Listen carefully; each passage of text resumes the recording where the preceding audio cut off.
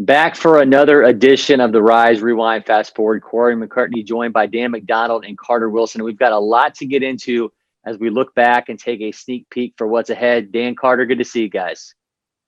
It's good to be back. We're going to rewind it, and Dan, dial back and start with you on this one. Kell's five-star point guard, Scoot Henderson. This guy has everyone's attention. ACC schools, SEC schools are offering. Kansas is called. Henderson put on an absolute show, going for 50 plus. Yeah, I mean, so you said it, five-star point guard, and he absolutely lived up to it. I mean, I turned the game on the live stream on Friday night about midway through the second quarter, and I think they said he already had over 20 points at that point. But it was dunks, it was threes, he was getting to the rim. And he did have 53 points, but he also had some really nice assists too. So just another dominant performance of him, and another statement that he's one of the best, if not the best point guard in the country in that class.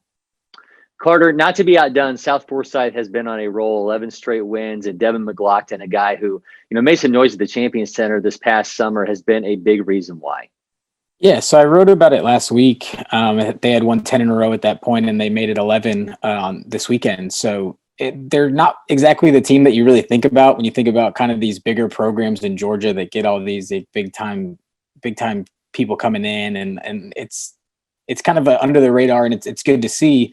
Brandon Stoudemire and Ethan Underwood have been really good in the backcourt there. But Devin McGlockton, it speaks to all the positive qualities that he brings to the floor as an unsigned senior. And he just does so much that can help a team win. And I think it'll be really interesting to see where he goes from here and where South Forsyth goes from here, because it's 17-3. I mean, it's pretty unbelievable.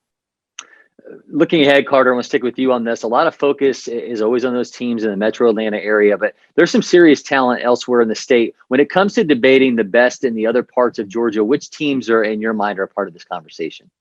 I love these little debates. You get these local kind of debates that you have in these other major areas of the state. So you get the best team in Savannah for and it'll be for a few years at a time. It'll be a 1, 2, 3 year thing where one team kind of runs that part of the state. And I love these little debates. So I think the Savannah one is really interesting now. Richmond Hill down there is undefeated this year. Johnson is always good, and that's no different this year. Windsor Forest is a really good team down there. If you look at Columbus, Spencer is undefeated, having a really good year. If you look at Augusta, Evans has been really good all year, and they've come to Atlanta and beaten some of the mainstays, the powerhouses here.